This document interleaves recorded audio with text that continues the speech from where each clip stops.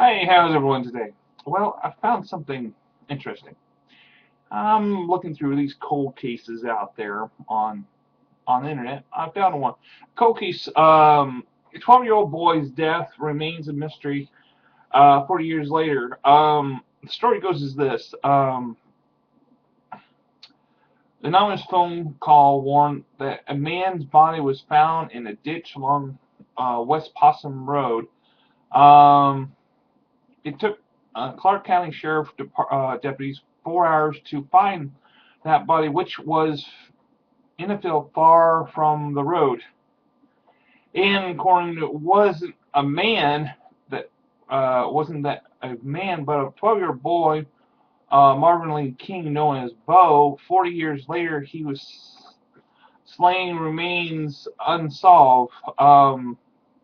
There are things that haunt you, Clark County Sheriff Gene Kelly said on January 25th, the 40th anniversary of that day. Investigators assume Bo died. This was a child that left out there, and no child deserves to die like that. So the sheriff continued to investigate the case and recently turned over the evidence to the Ohio Bureau of Investigation forensics testing. Bo lived in the Rose Garden Mobile Park uh, off Upper Valley Pike, north of Upper Valley Mall. An only child, he lived with his mother, Monica. His father lived in Florida. According to the newspaper at the time, on January 25th, 1973, his mother was working at a local bar, the Bonfire. She told the Springfield Daily News in 1977.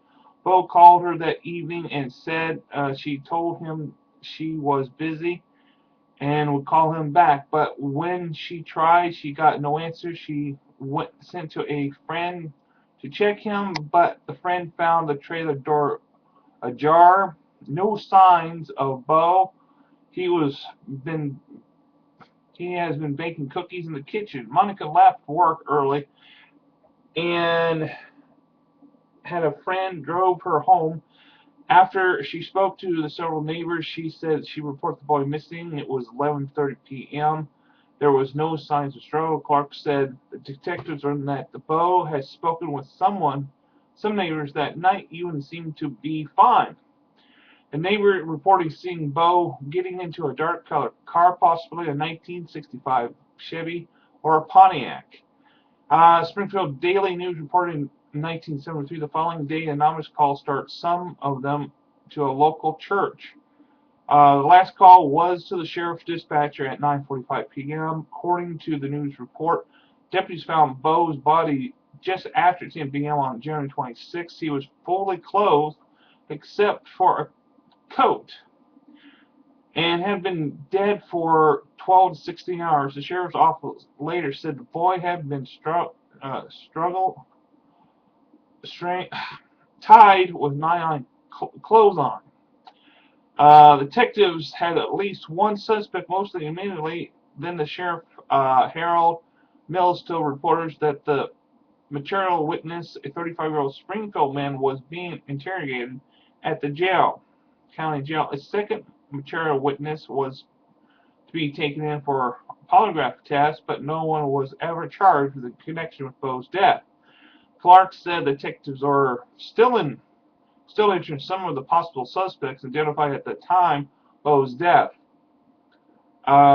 It's not like we did not have anything to go on, he said. The detective lost contact decades ago with Monica King, and the native England Clark said they ain't in contact with the family members. So in 1977, his mother described Bo as outgoing, friendly boy, possible to trusting, who didn't understand death. And Bo, last day alive, his pet hamster died, and his mother had to talk with him about death. Conversation with that she haunted her.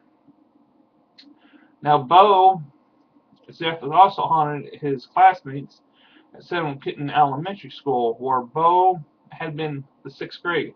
Two former classmates, Nikki Rice, who now lives in Sarasota County, Florida, and Leslie Freed of Martin County, California, said their friends still talk about Bo and when they get together.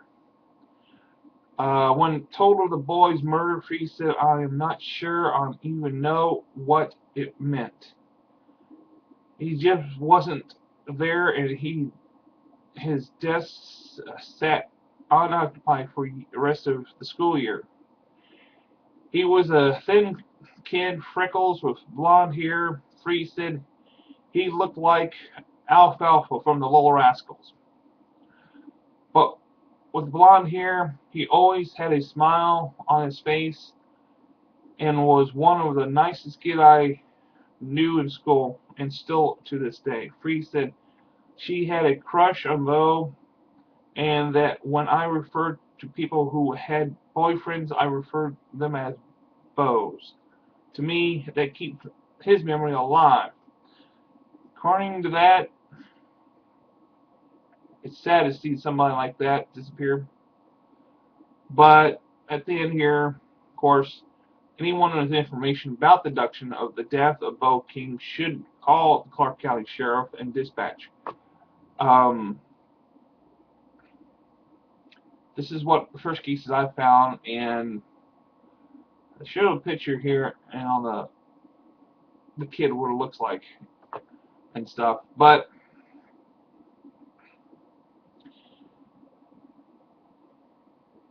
understanding the case is still this is still going. I'm understanding, and someone out there knows and where what happened back then, and it's time to start giving up. A lot of these people from the past, I've been seeing on the news here of people who robbed money from stores, banks, and turning themselves in. And you're thinking that, well, I'm too old to turn myself in. No, you're not. Give that family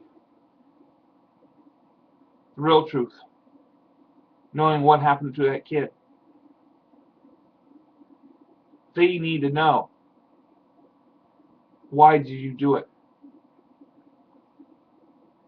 And turn yourself in. Don't be out there be a dumbass and who just don't care anymore. Those family care about that child. His family did.